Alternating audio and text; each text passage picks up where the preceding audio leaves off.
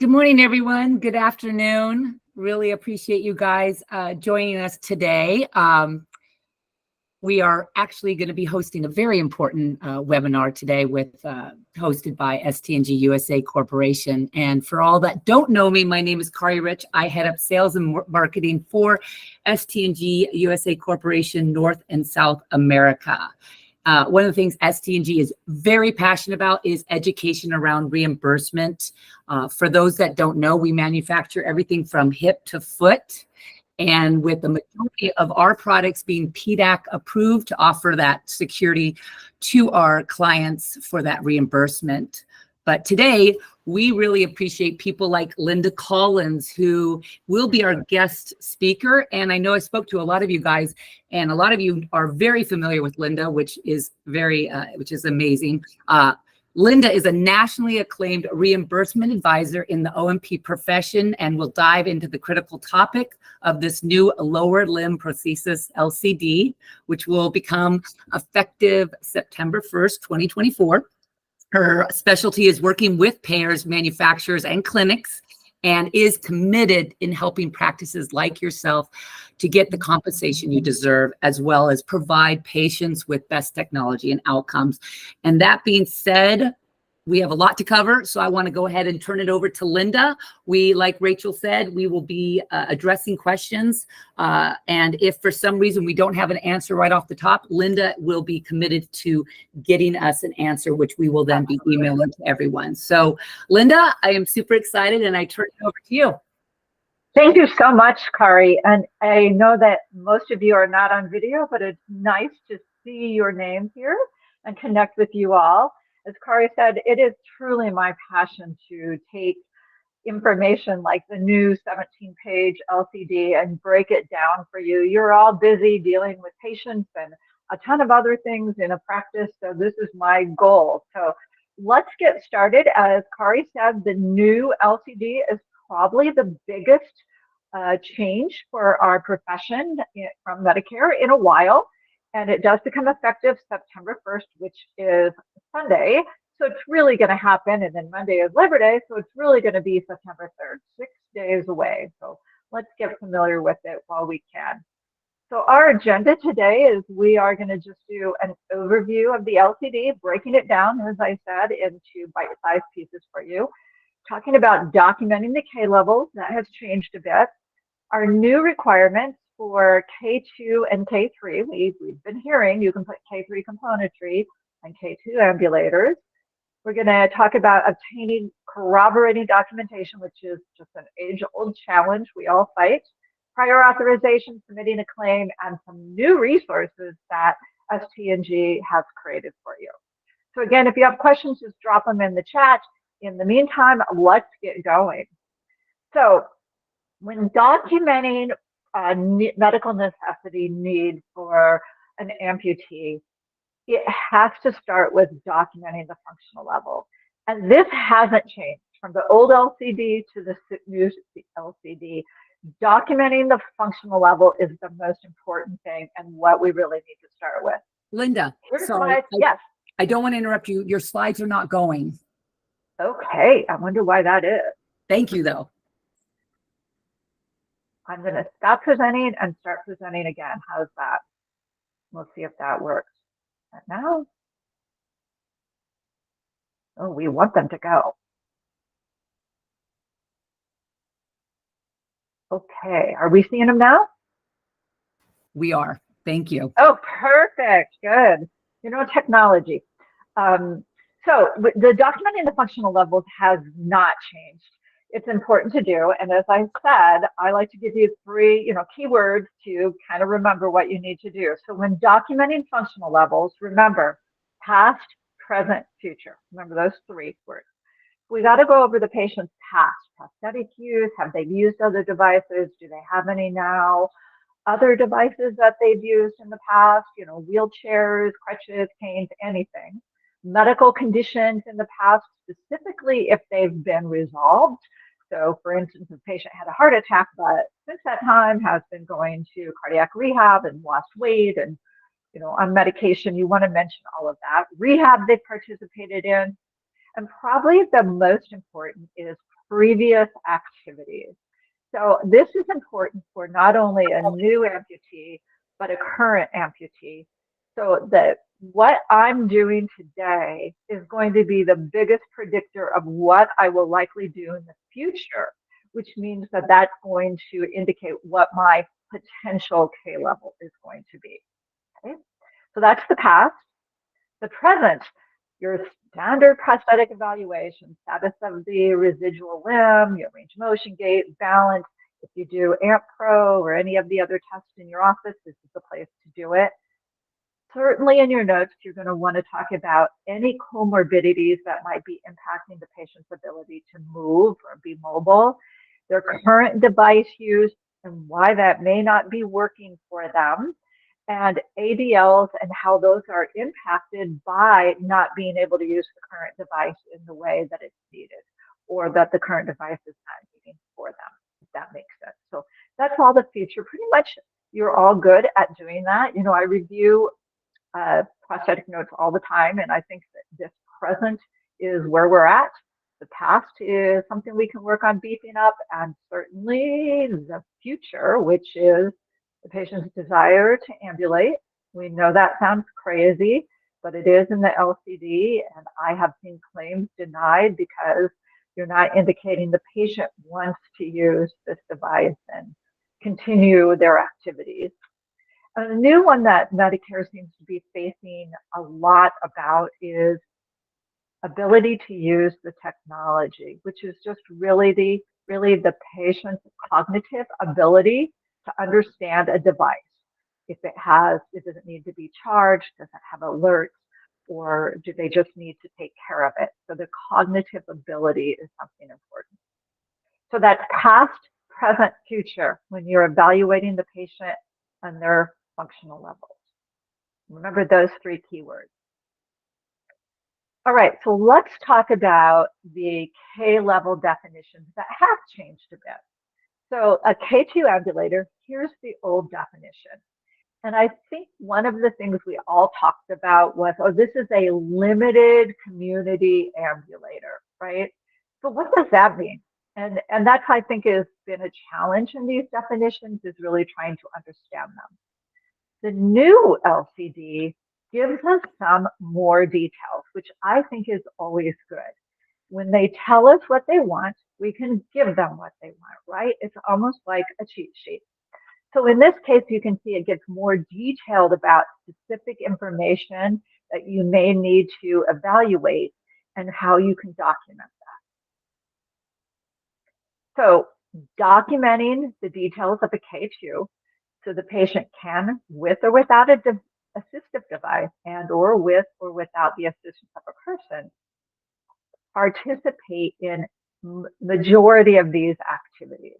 The LCD specifically says the patient does not have to do all of them, but if the majority of them are there, then it's going to help you determine that this patient is a K2. I think the important things here are, here we go, demonstrate the cognitive ability to use a prosthesis. I'm going to tell you where I think this comes from. I was at a Medicare webinar, well, not webinar, in-person meeting several years ago, and the medical director stood up and very angrily said, I know prosthetists are putting high-level knees on patients who are wheelchair-bound or who have dementia. Everybody in the room was kind of like, what? But apparently that was, he may have had one case of it, or that was his opinion. So my guess is that this is really where they're coming about with the cognitive ability to use prosthesis.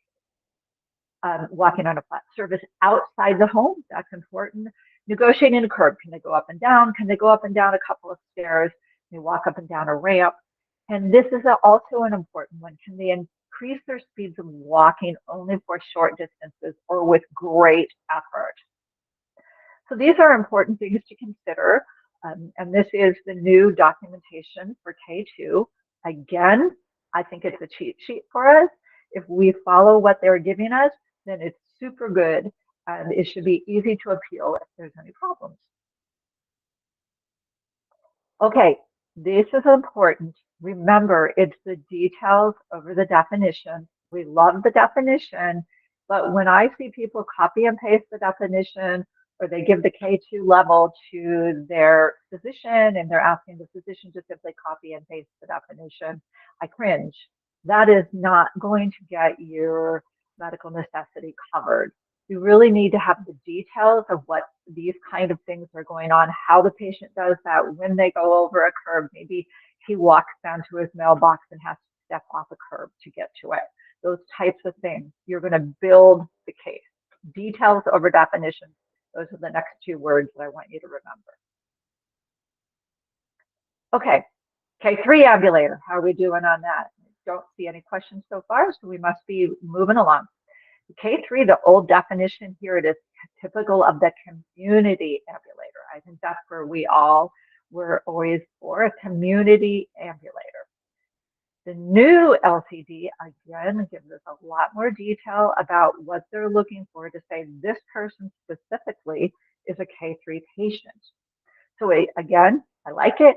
They tell us what we want, we give it to them.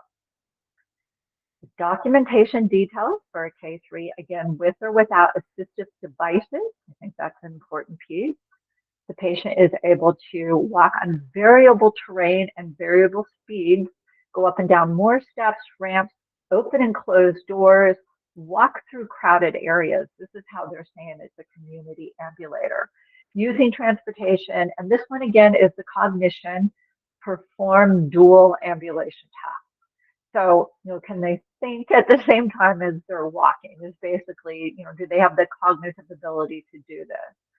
So again, we can't just say this person is a community ambulator. Now we have to say things like she volunteers at her children's school and is often walking on the playground to get to the office. So that would cover variable terrain and walking through crowded areas, right? Details over the definitions, remember that. Again, give the details. They don't have to be extensive. They just have to be enough so that somebody could look at these definitions and say, okay, got it. I know what K level this person is. All right, so the big thing that we are hearing is, oh, whoa, K3 products for K2 ambulators. And I love it, but it's not just kind of this universal disclaimer out there, right? So we have to be careful and we have to really understand where this is going. So for the codes listed below, which have been typically assigned K3 status, we might be able to put those on certain K2 ambulators. So let's talk about what that is. I've taken it and said, this is really what the LCD is saying has to be in our notes for a K2 ambulator to potentially get a K3 product. Simple stuff like the patient has a clinical evaluation to determine the functional level. We have the overall medical condition. We've already talked about that. That's all the past and the present, right? The rationale for the selection of the knee type, that's kind of the present, what's going on, how are they having deficits with their current product, how K2 products are not serving their needs, how the K3 knee will help the patient's ADL, again, transferring, climbing stairs, grocery shopping, working, taking care of their children, whatever that might be, that the other lower type knees have ruled out. Again, that's kind of the past. Some of the present, the patient's current mechanical knee is not meeting their needs. They're having trips and falls. They're not able to, get in and out of the car, whatever that might be. The knee must be indicated for K2. And this is incumbent upon ST&G and other manufacturers to make sure that on their websites and in their documentation, they're saying this knee can be used for K2 patients. And the patient can use the device. Again, there we go for the cognitive ability. I'm telling you, that's what they're kind of focused on now. So make sure that you're mentioning that in your notes. So here we go. These are the K3 products for K2 ambulators. The general details of what you're going to need. I do encourage you to read the full LCD, but I also promise you these are the bullet point highlights of things that you're going to have to consider to document. Okay, and there's even a bit more. For K3 or above, that's usually when we put on like a microprocessor feet. Now for a K2 patient, and they're already meeting the needs for a K3 product like a microprocessor knee, we can now put on a K3 foot as well. So these codes below may be appropriate for K2 ambulators where you've documented the need for a K3 knee, and that a K3 foot is also appropriate to help the whole system work well together. So I know there's going to be some people who hear K3 for K2 and they're going to run out and put K3 products on everyone. There's going to be others who are like, whoa, that's a little scary. K3 products are expensive. I can't do that. But there we should meet here in the middle and understand that if we know the requirements, we know the documentation, and it's really an appropriate position, we can put these components on the patient. So this is a very short example of what kind of things you might say as to why a patient cannot meet the need for a K2 and they actually need a K3. So again, it's just a very basic example. Of course, you will need a whole lot more details about their past, present, and future, but just giving an idea. I will also say, you know what, we're all learning this, right? Even the reviewers. This goes in effect in 4 or 5 days, actually next probably Tuesday with the holiday coming up. And the reviewers don't really know what all of this means either, right? So I think the more details that you can provide at the beginning, the better. Just baffle them with the BS, not really the BS, but give them lots of great detail. And we're going to walk them through how they're going to have to review it. We're going to educate them, not them educating us. Okay, I bought documentation tips.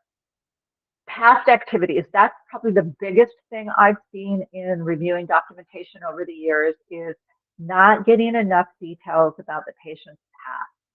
So when we're saying things like, Linda Collins wants to run a marathon, but how do I know she's really going to run the marathon? How do I know that she wasn't just a couch surfer before and would watch soap operas all day?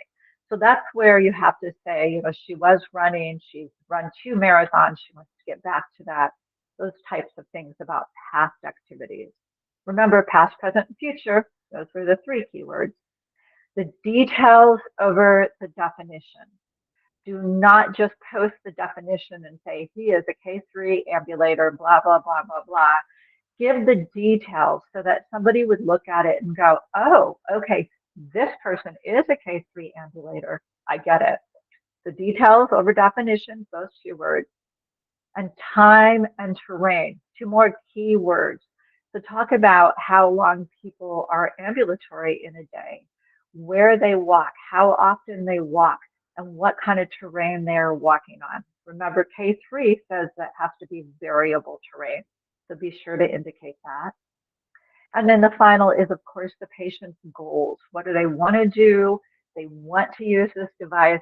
They're motivated to learn about the device, and they have the cognitive ability to do so. So those are kind of the key tips there. Those are the key words that I want you to remember: past, present, future, details over definition, time and terrain, and goals. If you remember those as you're doing your documentation, you're going to be golden. All right, corroborating documentation. This has been the challenge, right? That we have to get corroborating documentation. And I've heard a lot of talk out there that, ooh, the new LCD says that the notes by the prosthetist and orthotist are going to be considered. And that is true. It does say it, as you can see highlighted right here. What the important part is also says is to support the documentation created by the treating practitioner. And the standard documentation policy, which has not changed, does say that those with a financial interest, particularly the prosthetist, cannot have their notes alone be sufficient. So we do need to get corroborating documentation. And I do know that this is a big challenge for many. It's important that we work with our referring physicians to get them educated, and we have some resources that we're going to share with you. And I'd also like to say that if any of you are struggling with finding someone in your area who really understands doing a prosthetic evaluation and understands how to do this kind of notes, we have a resource that we've been working with who does telehealth. And I believe that Dr. Nate Kreider is on the call right now, and he is a PMR physician who does telehealth and is licensed in multiple states. So you would be able to connect and use that. Remember, the referring physician, which oftentimes is a surgeon, does not have to be the treating physician, does not have to be the physician who provides the corroborating documentation. Okay? So all of that is really important to remember. So I'm just going to take a stop right here. I see a couple of really good questions. Are there likely to be additional certification requirements for the manufacturers to indicate a product is suitable for K2? That is a really good question. We doubt it. I mean, it's really up to the manufacturer to indicate when they've created the product, what it's made for, a K2 or a K3. It's not necessarily a PDAC determination. PDAC determines what the code is, and those codes kind of correlate to certain products functions. But I guess we'll have to see. I have not heard anything about that, though, just so you know. And when supplying the K3 need to a K2 patient, we're using the K2 modifier since that is the functional level. Or do we use the K3 modifier for the product? What a great question. I am not sure, but I would say we're going to have to wait and see. The K level was always supposed to be what the patient is, right? But if we are, but I'm sure that there's some claims edits coming in saying, let me compare this code to the modifier, so it might need to be a K3. What I'd like to do is get some more information on that for you and get back to all of you, because I think that's a really great question. How are they going to monitor that? Patient by the patient level or by the product? What a great question. Thank you. Okay, I will get back to you. I know that you have the email list. Good. Keep asking the questions if you have more. Thank you so much. And if you have any questions about the corroborating documentation, please feel free to put it in the chat or reach out here as well. So this is a resource that ST&G has, we've worked together to create for you regarding the corroborating documentation. I mean, I've worked with you all enough to know that doctors are saying, like, just tell me what to write, or will you write it for me, kind of thing. And of course we can't, but we can help guide them, right? Medicare has a great Dear Physician letter on their website for you to print off, but it's 2.5 pages long. And I doubt that many physicians are really going to take the time to read through all of that Medicare-ese and figure out what it means. So we've created this checklist for you to be able to give to your physicians that say, here are the things that you should be including in your exam and your notes. And I'm pretty sure they're standard that a physician is going to do: the cognitive, musculoskeletal, neurological examination, the patient's desire to move. That's the future, right? So we got past, present, future. They want to talk about the prosthesis use a little bit, what's going on, and any problems they're having, trips, falls, instability, those types of things. And then we're giving some examples down here of responsibilities. These are just examples that the physician may need to know as they're doing their documentation. And since we want this to be a sheet for you to use with your referring physician, we gave a space for you to put your name and your contact information. So when you're sending your notes to the physician, or you're sending this with the patient to go back and see the physician, you can use this cheat sheet. And I believe, Rachel, correct me if I'm wrong, you're going to send it out to everybody at the end of this, or is it available on your website? So we are going to send it to everyone who signed up for the webinar, but we also are going to make this webinar and the tools available on our website. Eventually, we're still working on getting that put up on the website. but Great. it will be there for a resource for everyone, and if they want to share it with their staff in the future as well. That's awesome. Awesome to hear. All right, let's just go over a couple things that really haven't changed. Prior authorization is still around, which is, again, not necessarily a bad thing, right? It means that you can take your notes, you can submit them, you can get them reviewed and either approved, or they come back to you and tell you what they're missing before you put the product on the patient. So your risk is really decreased. These are the codes that do require prior authorization. Some of them, like the 5856, are codes that are K3, but we can potentially put on a K2 patient. So this is really a good thing. If you have a K2 patient and you want to put a microprocessor knee on him, you can submit your notes for prior authorization and you'll get feedback on it. I'm going to just tell you, I've seen a lot in the last couple of years, like initial prior authorizations denied. And I see prosthetists be like, oh, can't do it. I'll have to move on. But most of the time, if we can break it down and look at why it's denied, it's easily remedied. We might be able to fix that. It might say, like, you just didn't document the patient's past medical history or comment on the fact that they had a heart attack. Those simple kind of things. I have also seen quite a bit that the reviewers just don't read all of the notes or really understand what the notes say. They don't understand O&P, right? So when you're using certain terminology, they don't get what that means. So if you get a denied prior authorization, don't just go away. That's what they want you to do. Really take the time to look into it, get the details of why they're denying it, and go back a second time. You can put a cover letter on your second submission outlining the details of why you're kind of appealing it. It's not really an appeal, but why you're pointing out that it should meet the requirements. Or a cover letter that says, we've got additional notes, we have more corroborating documentation, I've gotten notes from the cardiac surgeon, whatever that might be, and submit it for your second level of prior authorization. So again, prior authorization, not necessarily a bad deal. I think it's going pretty well. They say they will do a review in 10 business days, and I think it's a little less than that, but that's, you'll see.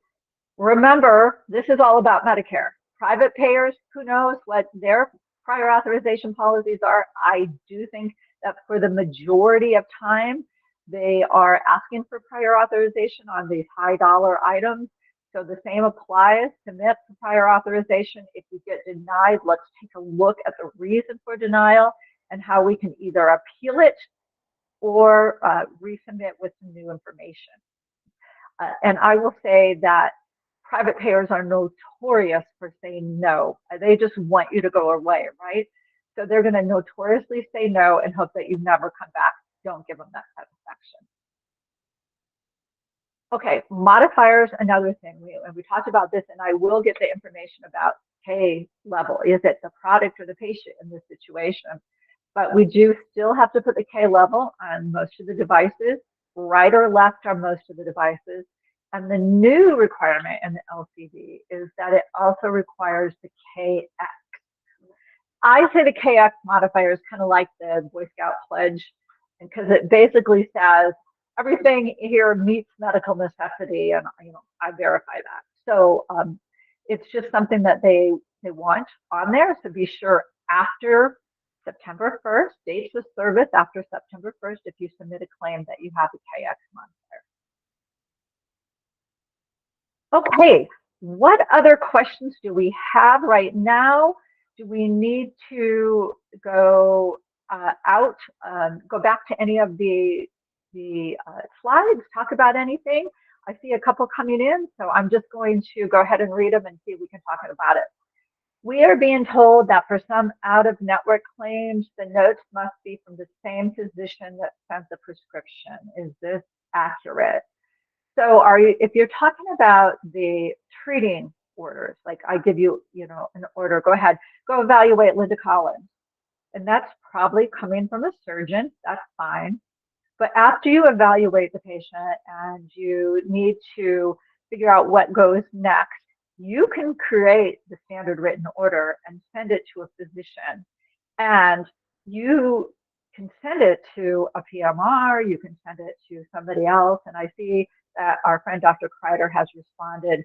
It does not have to be the same physician that sent you the ordering, the condition to treat, but it does have to be the physician who signs the standard written order at the end, if that makes sense.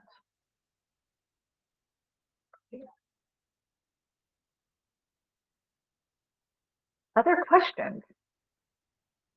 ST&G is providing this opportunity for you, so ask away.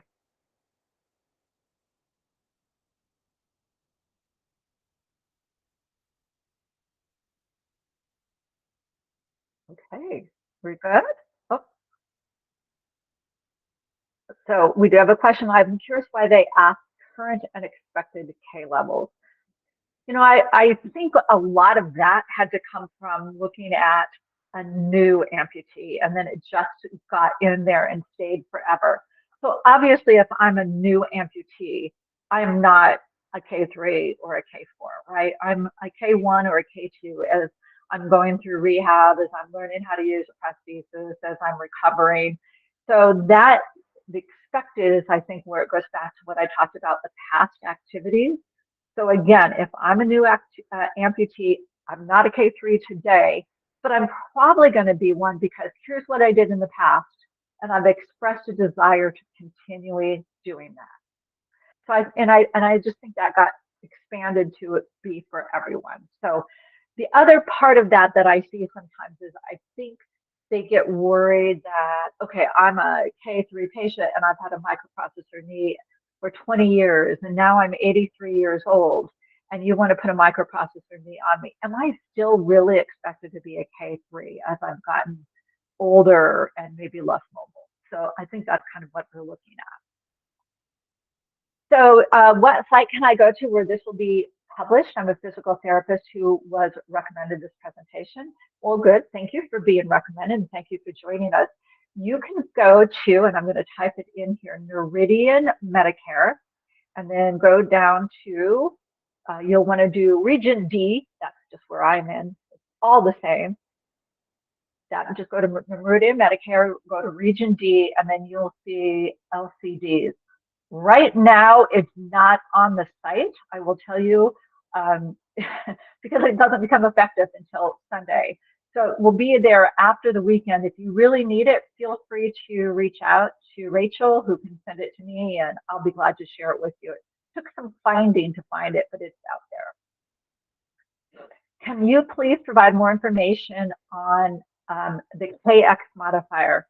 Yeah, you know what, I've always just thought that was like a placeholder modifier. It's a new requirement for prosthetic devices in the new LCD that in addition to the K level and right or left indication, you have to put KX. Now, KX has been a modifier that has been required for knee braces for a long time.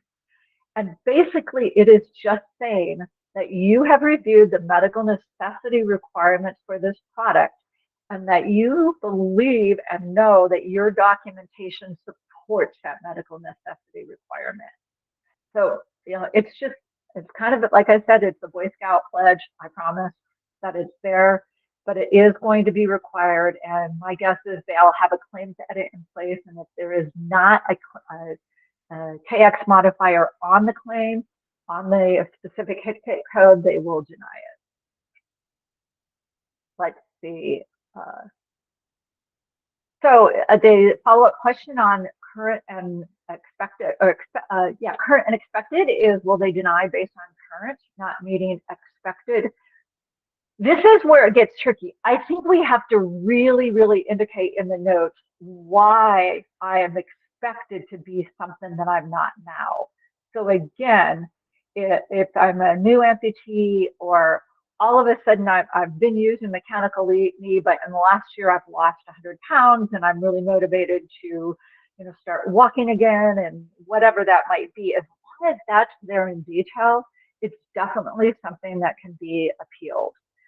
And for those of you who know me, you know, I love to fight insurance companies. And so that if you have strong documentation, we can use that to fight back and say, of course, this is not where they are today, but here's why we expect them to reach this level. Let's see, is the KX modifier required for all lower limb codes, including socks? No, just the specific prosthesis devices that are already requiring the K level and the right or left. I don't believe that the socks and the liners and even some of the sockets are requiring any modifiers, many modifiers, mostly for the actual devices themselves.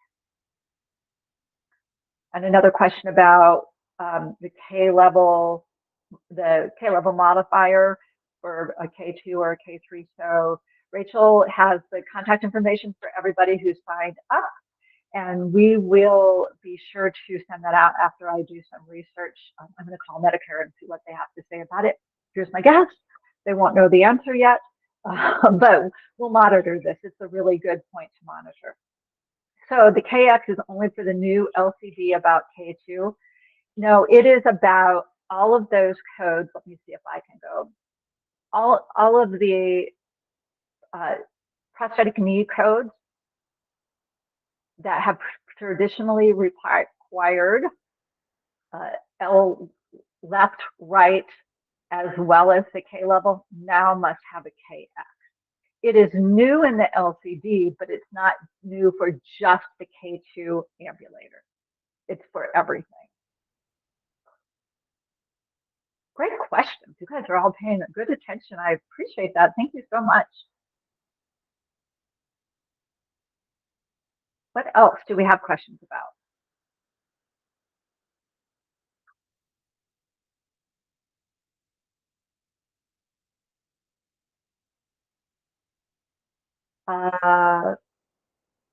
So I think the KX means K1, 2, 3, or 4. No, sadly it doesn't. They're both Ks. K1, 2, 3, and 4 is the patient, or what we're going to find out, right? The patient or the product's functional level classification. KX is an entirely different modifier that, again, is just think of it as the Boy Scout, Girl Scout promise that I'm meeting medical necessity for this, right? And it's not a stupid question. They're all crazy modifiers, KX. You want a class on just the KX modifier? Okay, we can probably make that happen. It might be a short class, but we can definitely do that. We can do it on all modifiers if needed. Any tips on how to find physicians that are adept at Medicare documentation? That's always a tricky one, right? So, and I see that Dr. Kreider is answering you. Feel free to reach out to him. I know Dr. Kreider. I know that he is versed in a prosthetic. He, I believe, has certification in 11 states and will do telehealth. If not, he works with other physicians to do as well. If that doesn't work for you, whatever reason, again, check in with Rachel and she can forward information to me and I'll see what I can find out for you. And I see somebody use Dr. Kreider. Good. It's always a great thing to have somebody who can help you with corroborating documentation, because I know for the last 10 years that has been a huge challenge. Okay, and before we start to lose people, I just want to make sure that everyone knows we are offering CE credit for this webinar. We are going to send you a link for a quiz where you can put in your ABC number with your tools packet today or tomorrow, maybe even, because I know we're going to try to include the Q&A, and I'm going to have Linda go over those answers with me as I've been trying to type them as king. So we want to make sure we send everyone all of this information so that you can fully utilize this in your day-to-day. So, and also if you didn't sign up, if you joined through a link sent to you by someone else, I'm going to put my email in the chat. So if you need, if you have any questions or If you did not sign up through us, please email me so that you get this information, because I don't know that I can get your email if you've called in via your cell phone or if you joined any other way. Okay. And then I think, Linda, I think you have some more questions. Yes, I see them. I love questions. If we do a telehealth provider like Dr. Kreider, do our practitioners supplement the missing information that can't be done via telehealth, like strange range of motion, etc.? Absolutely. And this is where we go back to the notes and we talk about the process notes will be considered. This is the good part of it, is they will be considered to support the documentation created by the treating physician. So this is where I think the Medicare is saying very clearly that, yes, Dr. Kreider doesn't have to do the full prosthetic evaluation that you as a certified prosthetist do.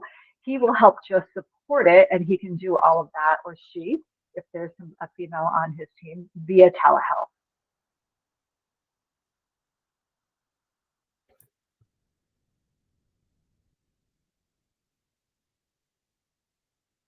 Okay.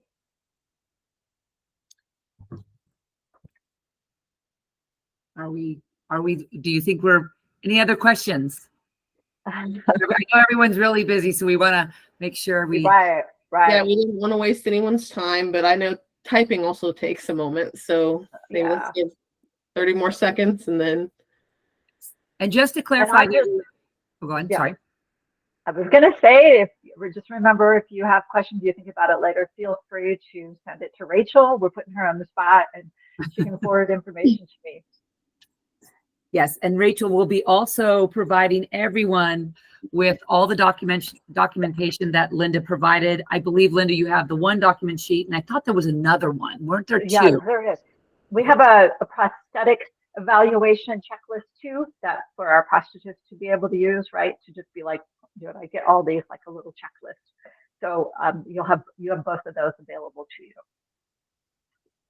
Fantastic. Okay, well, if there's no more questions, and Rachel will take everyone's information and we'll get the quiz to you, and then we'll get you a little CE. But in the meantime, thank you guys for attending. We love it. Thank you, Linda. You're amazing. And maybe we will do that other little course on the modifier. So that might be something fun. So we'll have some fun. So stay tuned. Thank you all. Thank you all.